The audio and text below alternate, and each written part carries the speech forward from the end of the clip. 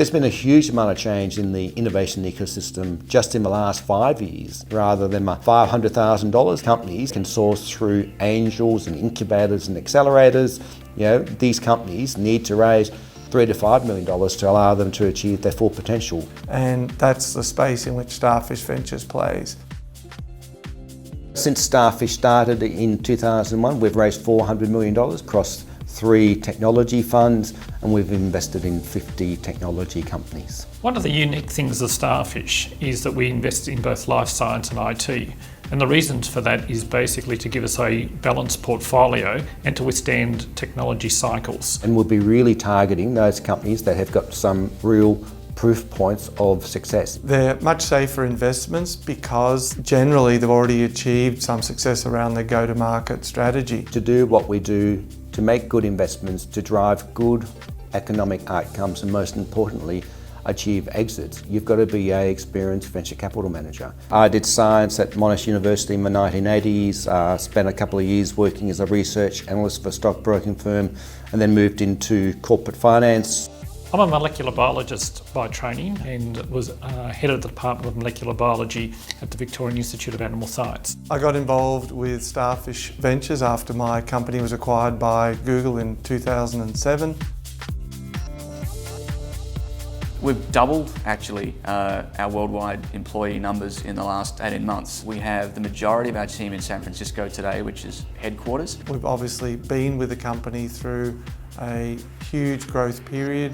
The revenues have similarly grown about 5x from the time we invested. Today we're tens of millions in revenue, and they've been there every step of the way.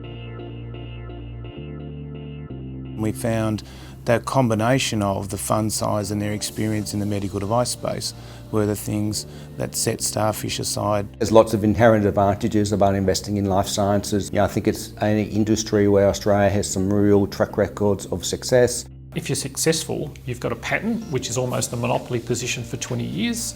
And secondly is that there's large cohort of pharmaceutical companies that need to buy innovative products. We put a strategic plan together about raising more funds. The best way to do that was through an IPO.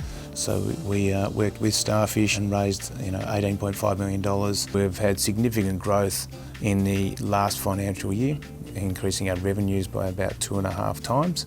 Over the last 20 years, John and I have been involved in a number of IPOs. 2 of our life science investments are worth in the billions of dollars, and we've got another company that's worth in the hundreds of millions. We made an initial investment of $3 million, and at that time the company was just 3 people. So Starfish plays a very active role in terms of our investments and working with the management teams. We work with the CEOs in terms of senior recruitments, and we're involved in all of the strategic decisions. Today, Design Crowd has almost $20 million in revenue. We've raised almost $12 million in venture capital, including a number of rounds from Starfish Ventures. We have a team of almost 50 in 3 offices around the world.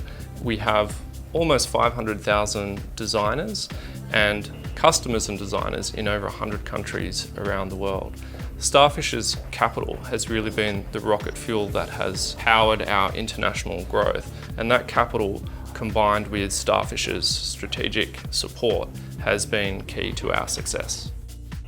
We have been in the venture capital industry in Australia for 20 years, so we can go out, invest in quality businesses, create value in those businesses, and most importantly, drive those businesses to make sure that we can get the exit outcomes.